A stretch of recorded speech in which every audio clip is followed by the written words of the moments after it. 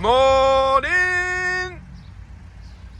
Hello and welcome to our daily vlog. Today it's not going to be entirely on the farm, a little bit at the start, but we're going down to have a conference with Warrendale Wagyu, learn a bit about the breed which is come over from Japan, making waves in the like premium end of the beef market. So we're going to have a little conference and bit of lunch and I don't know, nice little treat I suppose in a way, and find out a bit about Wagyu. Then we're stopping over. The next day we're going to walk around a farm that's got some Wagyu cattle there, see it from the farmer's perspective, and then the day after that I'm going to drive from there to Devon for the Devon County Show. So hopefully I get to see a few of you guys, because I'm going to be on the Bristol Street Motors, Virtual Motors if you've heard of them, like 190 garages across the UK selling cars, and they've got a massive stand there. They're going to be doing a meet and greet and bits and bobs like that. Anyway, let's get on with today. So we'll get this day started. Here we go. Post knocker for Andy and Connor to get on with doing some fencing. Mix already done. Jobs are good. Right, I'm going to jump on the TM. We'll start feeding round. Probably going to be here for about half an hour, 45 minutes. Then I'll go and get changed and be getting off. But it just helps Andy and Connor out a little bit. Yeah, we'll get them all fed, do the pens, and just, like I say, makes the day a bit easier.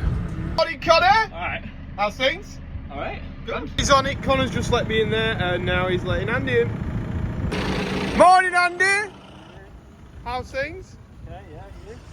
Oh, I'm going to be busy. Why, what are you doing? So I'm doing Warrendale Wagyu for 2 days. Yeah. Then down to Devon. You going, Devon? Yes, I'm going now. It's been confirmed. Oh, it's sort of confirmed. It's not actually been confirmed yet, but it's pretty much confirmed. So, at the end of the video, this might turn into, sorry guys, I'm not going to Devon. After that, I'm going to Te Pari. Well, at least you can chill out. Well, yeah. It's a long drive down there. Yeah, I'm not looking forward to that. And my commute is very small, so going to Devon is like, you might as well say I'm going to Mars. I do twice a month. Well, I know. Sometimes for this month, 3 times. And then in between, Connor, he does like a 2-hour journey, because you know, just to make things right. Go and see a castle or something. Why not? Right, I'm gonna go and check. I'm gonna do my checks around my car now, my like tyre pressure. I've done my oil and things, but I'm just worried about my tyres. It's gone from sport mode to maximum pressure, ultimate fuel economy mode. We're gonna pump the tyres up. Suggested that because he is the master of long distance driving. Just pump your tyres up and get more fuel economy. Job done. A quick change, which consisted of changing combats to jeans, and away we go. I have got something nice to wear for the evening, by the way. It's not all Joe Seals branded. I was pointed out that it was smart casual tonight, or smart, I think. Anyway, I'm gonna look smart. All right, we're off. We are here. Yes, I've got 2 phones. So we've got bouncers and even a sign on the door. Business. We've arrived in Telford now, and we've got the Wagyu banners all on the hotel already. Looking nice. Let's see what's inside. Take a bag. Take a bag. We're just checking in. Look at this. We've got ear tags with my name on it. Business. Got to the conference place now. I'm already behind the bar, getting myself a coffee to keep us going. Putting Ella on the spot now, and she's going to sell Wagyu to us in 30 seconds. Wagyu is... Oh, bloody hell. We'll start again in a bit later. After we finish this seminar... I'm throwing coffee everywhere. I'm with Tony here, and you're sorting out like Gisborne and... Lancashire. Oh, Lancashire. Yeah, Lancashire, yeah. I've got some Lancashire tea. Oh, that's good.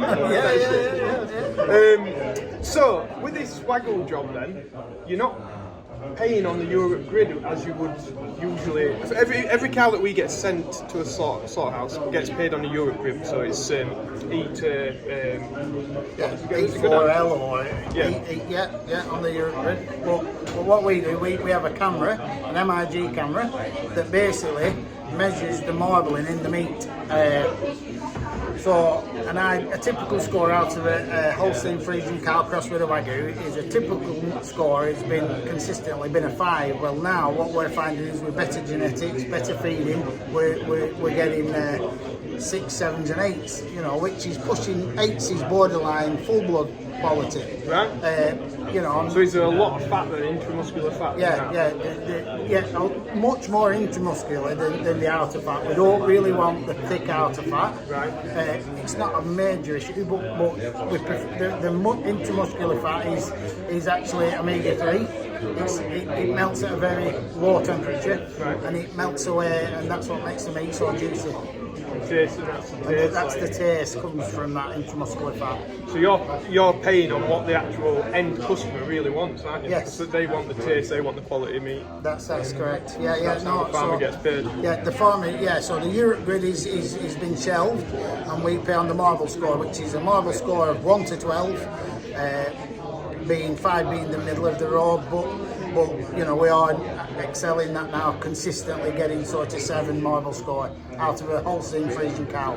Nice. Crossed with a Wagyu. We'll have to check this camera out a bit later, I think. We will do. Yeah. We will do. Starting to get busy in here now. This one, cereals. We've got Bethan and Lottie here from Hill Street. At cereals, the Vikings Farmers Report is getting announced. So watch this space. Watch this space.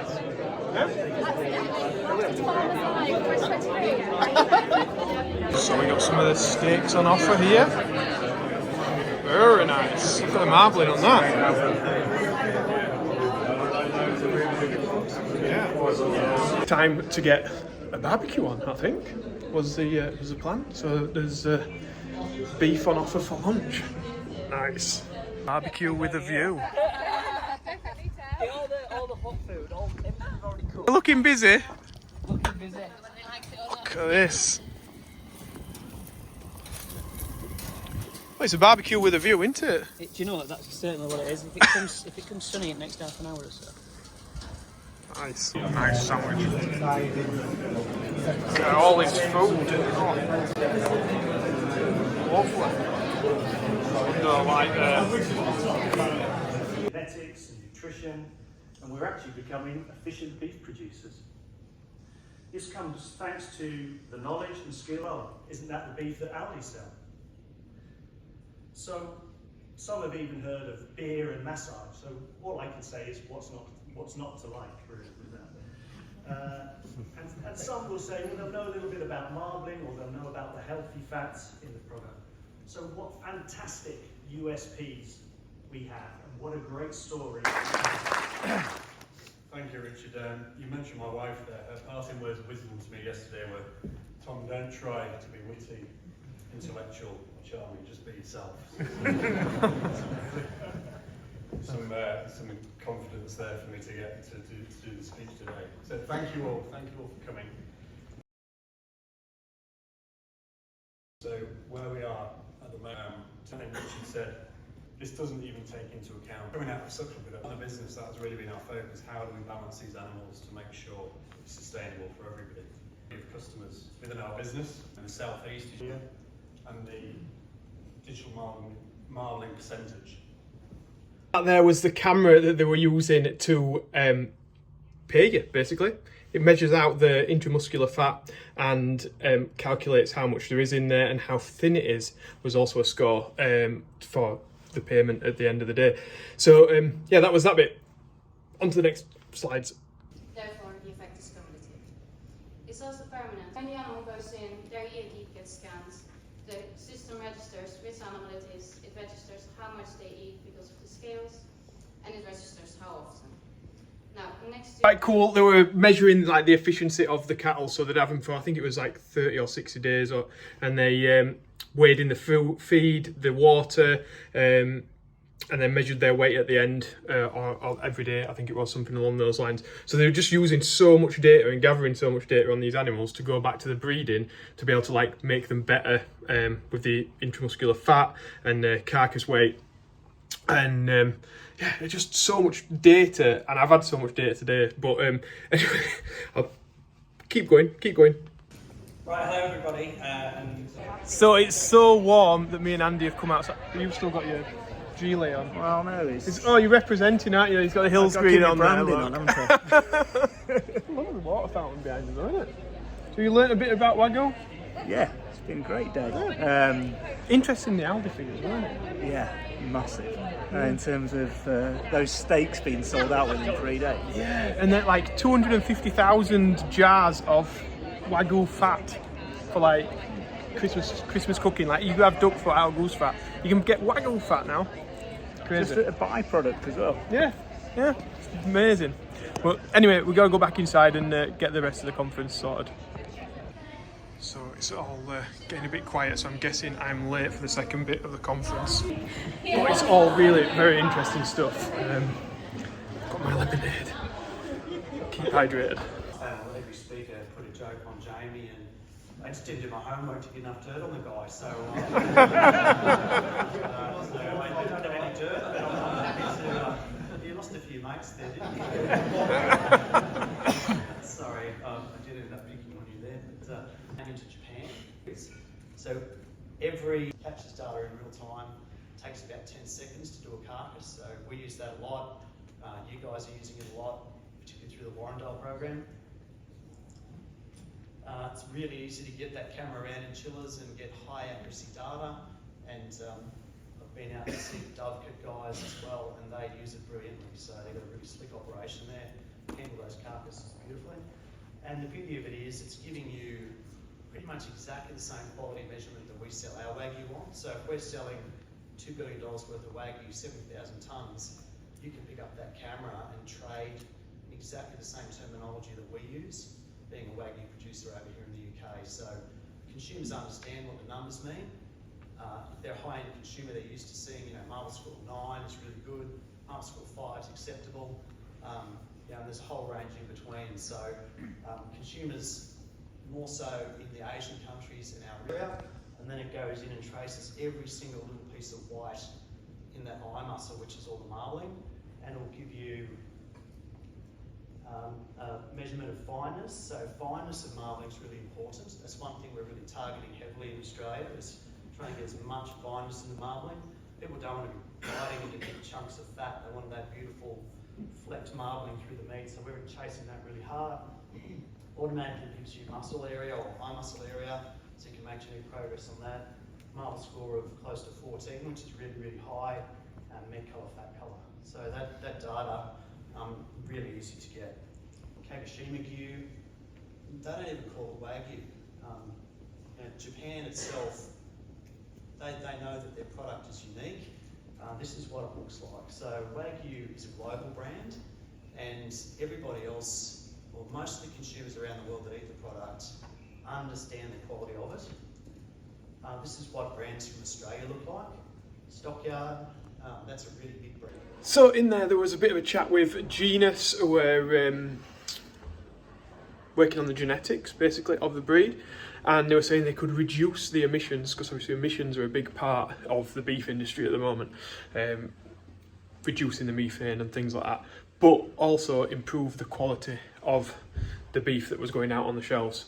So that was quite interesting. There's also an Australian guy there. Australia is the biggest exporter of Wagyu beef, and I think it was Japan, or well, of course it was Japan, who were the biggest producers worldwide of Wagyu. But yeah, Australia's exporting like 90% of that. They've got a really big breed association, crossing a lot of Wagyu with Aberdeen Angus to get really high marbling scores, because it's all about the marbling scores. That's what we've worked out with this Wagyu. It's all about the marbling scores, and that's where you get your taste and your texture from the beef. So yeah, we're just going to talk, I think, to a few farmers. A few farmers, sorry, are going to talk to us on the panel. It's turned into a bit of a long day. Then we're having a drinks reception and some evening meal and stuff like that. So that should be quite nice. So everyone's just getting sat back down. The talks this afternoon have been very, very interesting and inspiring. Ending up now. So that's about it from the conference. We're going to get back to the hotel now, and then there's a drinks reception. I think one of the take-home things from it was they're using a lot of data to build the breed up against the Holstein so that they can get the marbling into the meat and the quality there. And there's a lot of data that they're collecting on the eye camera for the eating quality, and the other way that they're paying producers for the meat. So like how we get paid is through the Europe grid scale, which is on like conformation and fat level, whereas with the Wagyu they're getting paid on a high base price, which is more than what we'd probably be getting anyway, and then they're paying extra depending on what the camera picks up for the intramuscular fat, which gives the taste. Which, yeah, I don't know, it's interesting. I think we are probably going to try some and see how it goes. So yeah, right, I'm gonna have to end this video because I'm sorry it's been really long. I hope you have liked it. If you have enjoyed it and you want to learn a bit more about Wagyu and Warrendale Wagyu, then check out the link in the description below. Press the like button, subscribe, and I apologise for all the clips and stuff. It's quite hard to put a video together when it's been a conference, so hopefully you've been able to flash through them, pause it and the bits that may interest you, and see what it's all about. Tell you what, it's nice here though. In fact, let me just show you a bit of here before we go. We've got a squirrel there. I've just seen a couple of rabbits on this green over here. Yeah, what a place to have it held. Anyway, that's it from me. Thanks for watching. See you guys.